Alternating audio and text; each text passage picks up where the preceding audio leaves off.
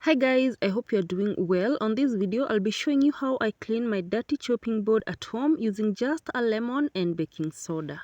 So here is my dirty pan. Like you can see, both sides are very dirty. So just go ahead and mix one lemon that I have cut into two, like you see here.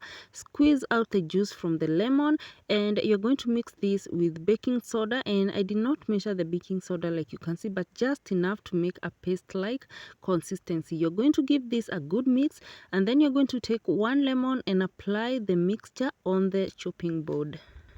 And if you'd like to wear gloves, please go ahead.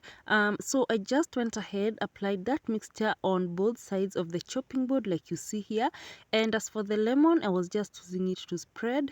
So do that, and then you're going to leave it for 10 minutes. And 10 minutes later, leave for more if you've got time. So I just went ahead and added a small amount of warm water and dish washing soap, and then using a scrubber, like you can see here, I just went ahead and scrubbed just to get rid of the dirt.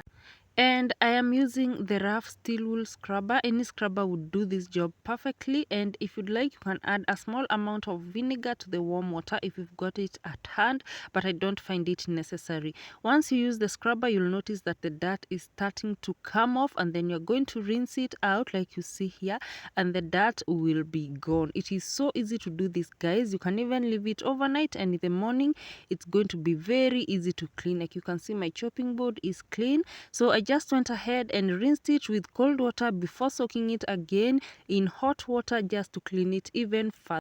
It is that easy, guys. Thank you so much for watching. Bye bye.